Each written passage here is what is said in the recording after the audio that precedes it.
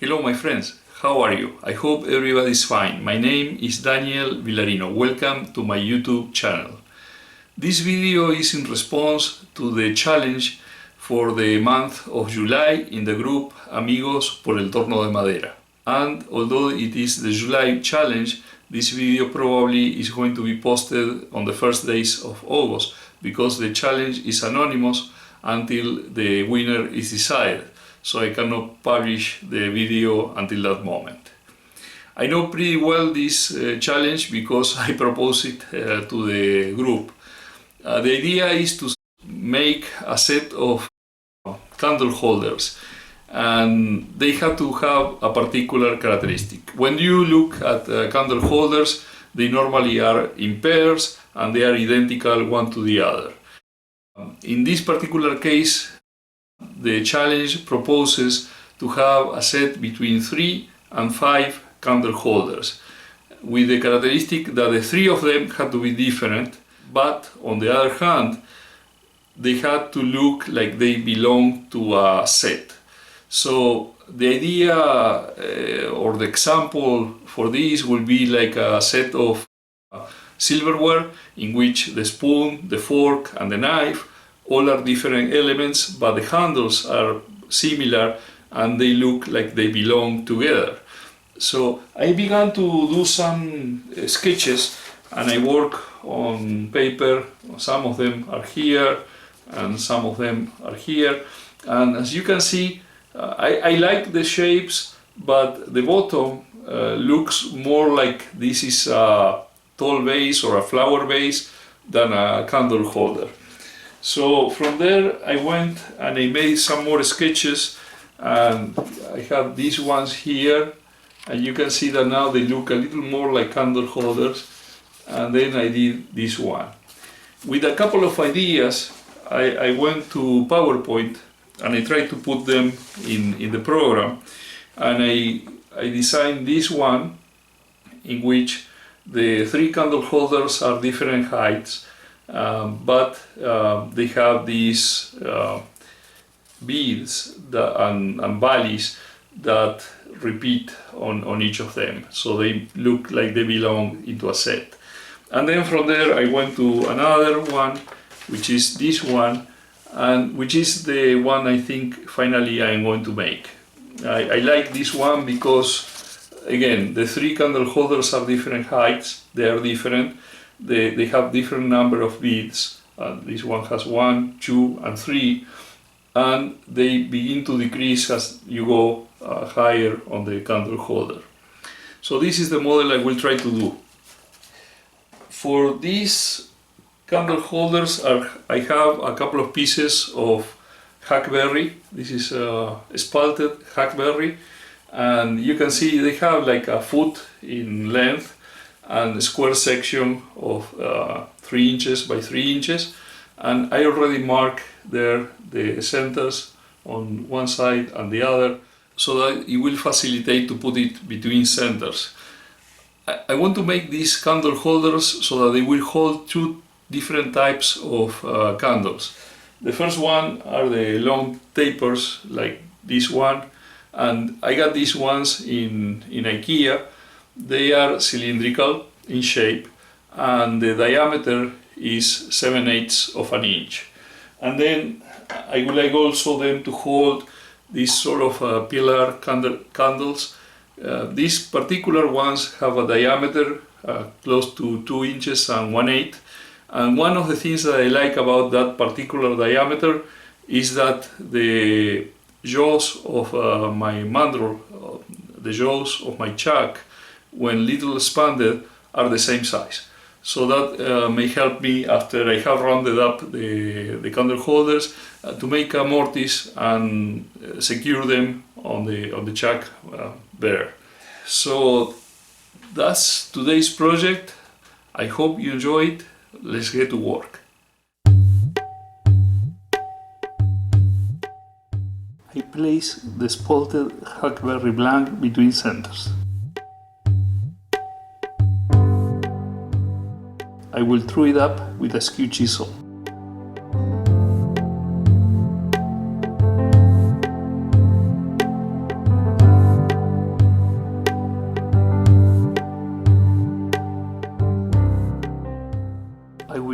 around 3000 RPMs.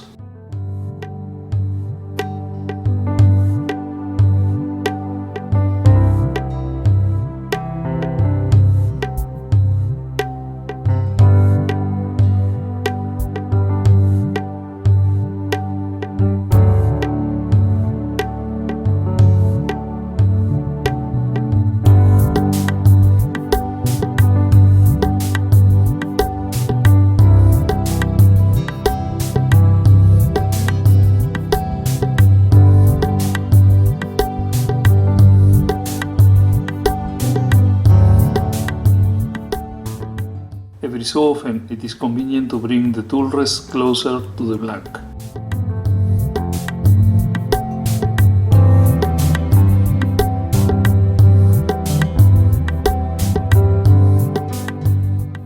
The arrows show that these smoothing cuts occur in the lower third of the sharp edge.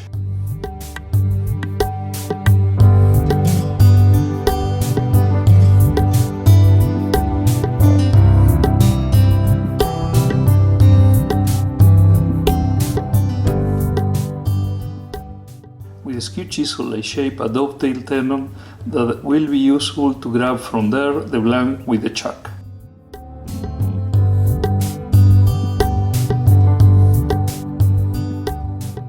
I remove the spur center from the headstock and I place there the chuck.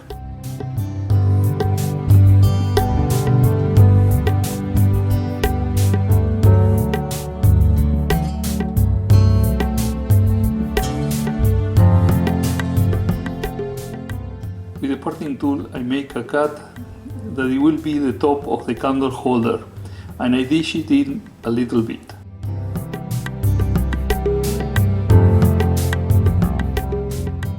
The arrow shows a circumference that I made with a compass.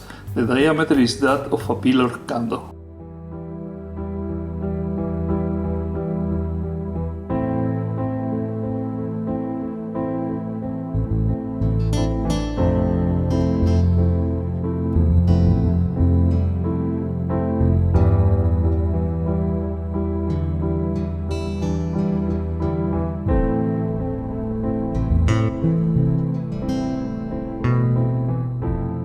I keep trying the fit and enlarging the mortise until the candle fits inside.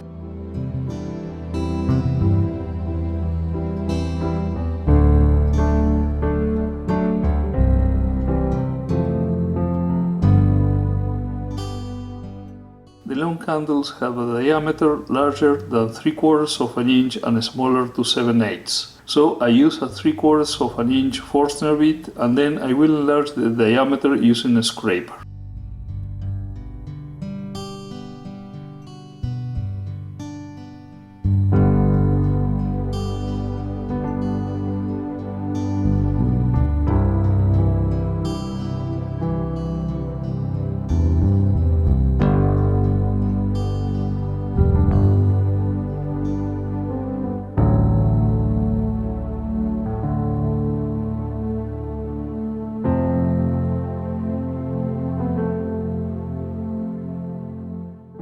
To do the spindle work, it is convenient to place again the conic life center.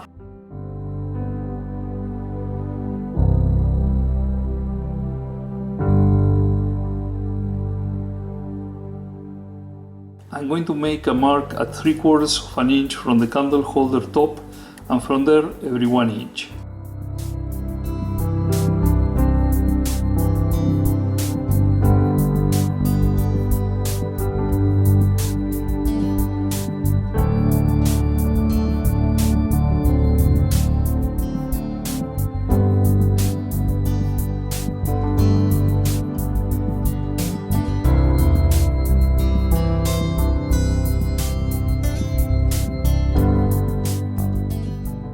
With a caliper, I take the smaller measure.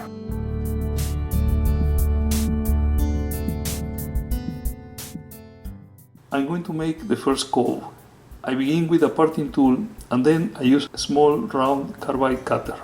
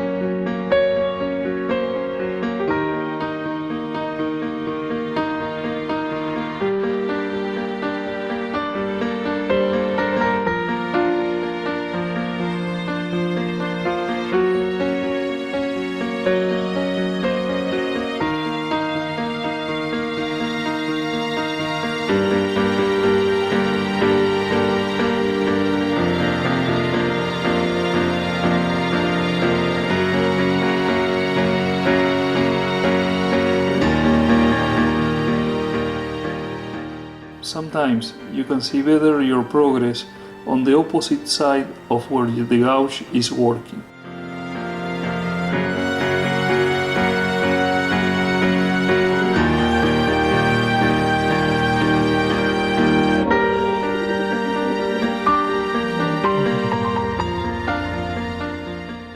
The long sharp edge of the Irish grind is especially suited to do some shear scraping.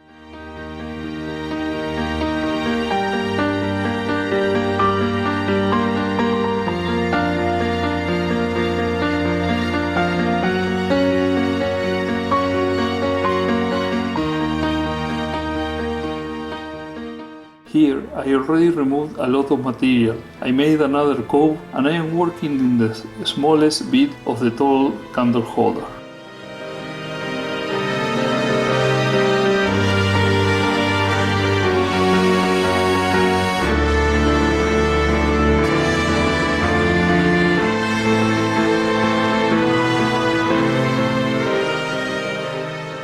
Once I achieve the required diameter, I mark again the middle of the bead to use that line as a reference.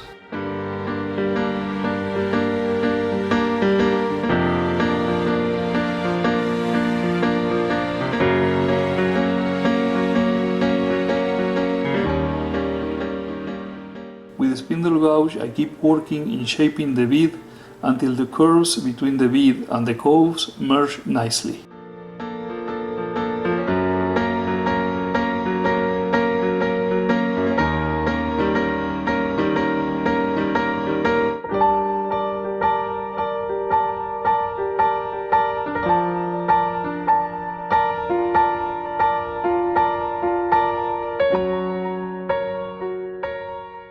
Now I measure the diameter of the middle bead.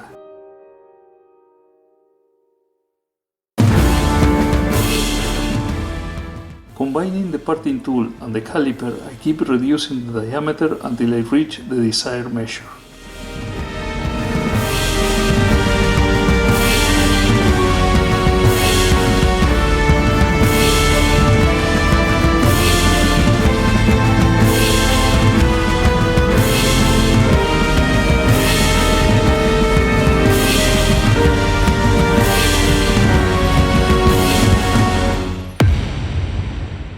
I mark once more the reference lines to help me locate the position of the cove and the center of the bead.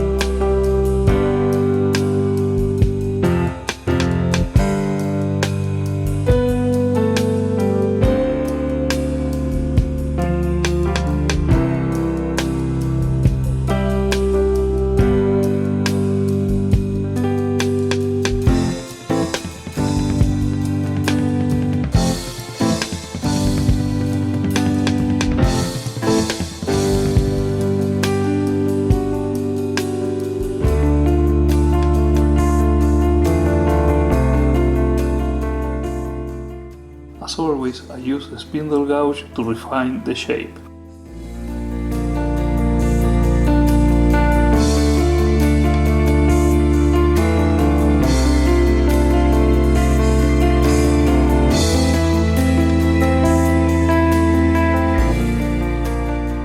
I take in the caliper the diameter of the largest bead.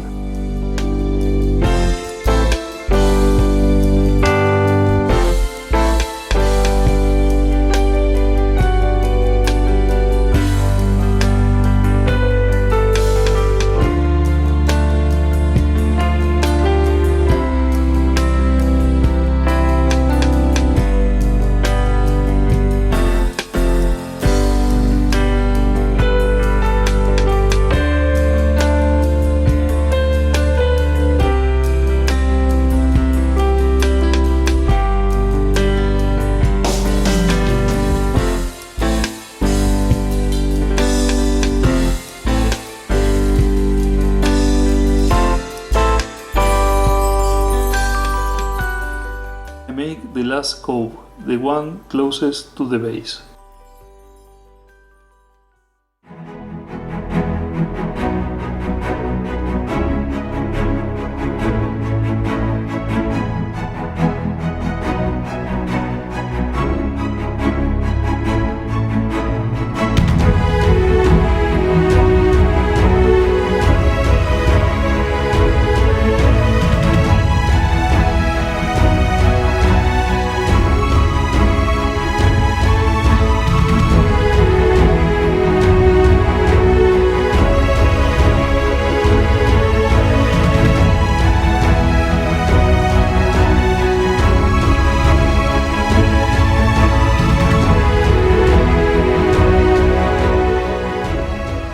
Since I gave more distance to the top part in the bottom, I will do the same. So instead of parting here, I will just make a decoration groove and then part closer to the chuck.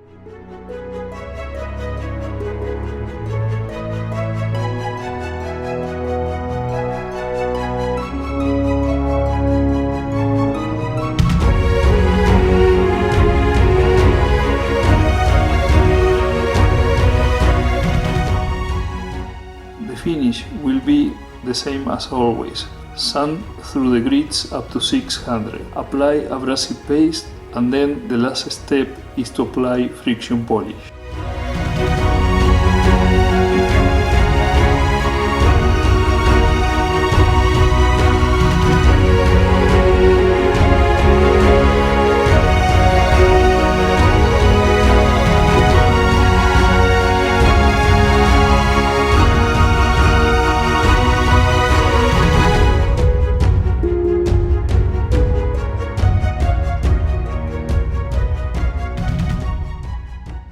Here I am showing the second candle holder with a finished base.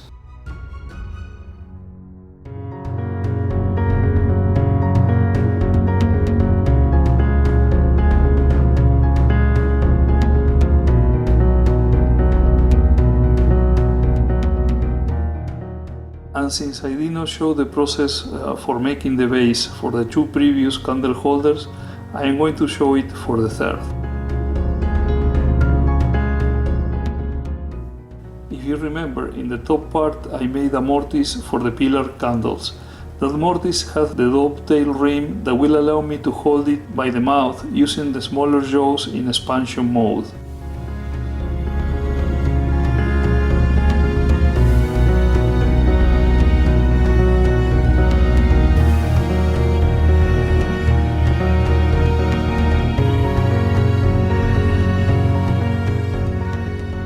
This way I can eliminate the tenon, dish it in a little bit so the base will have a better foot, sand it, apply abrasive paste and friction polish.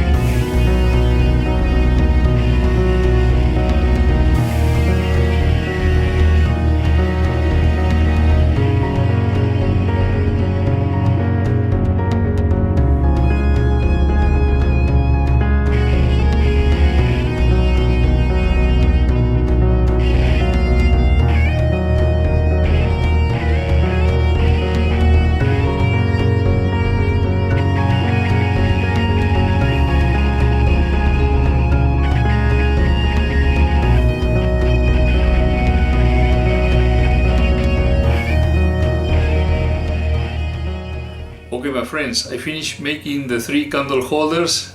Here you have the largest one. It has the coin at the base and it has capacity for large candles, sort of like pillar candles, and then for the long tapers. So this is the largest one. I have this one that is intermediate size. I finished the base over there, and finally I have the smallest one, also with the base finish, and they are different because they are different sizes. One is small, medium and large. This has only 1 bead, this has 2, and this has 3. But at the same time, I believe they form part of a set. The tops are identical, the bases are identical, and I think the design is similar. So I think they go nicely together. I am going to put some pictures at the end with the candles to see how they look. Now I would like to show you some of the pictures that I have received from the friends of the channel. Jose Luis from Zamora, Spain, has made this swan in elm wood using eccentric turning. Great job, Jose Luis. Jose from Murcia, Spain, made this Iroko pot with milliput inclusions, and this other one also in Iroko with paint applied using an airbrush. Excellent, Jose.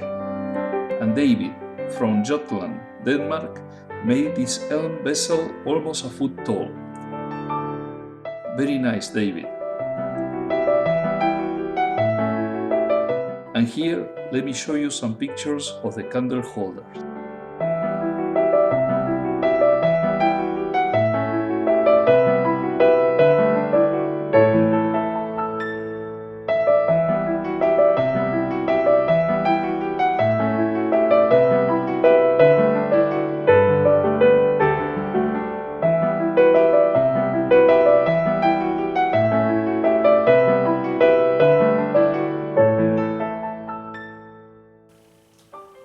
Okay, I really enjoyed these pictures. I think the subscribers are doing a great job, and also put there some of the pictures of the candle holders.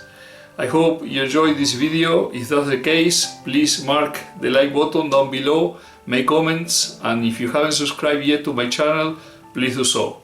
And it will be until the next one. Cheers!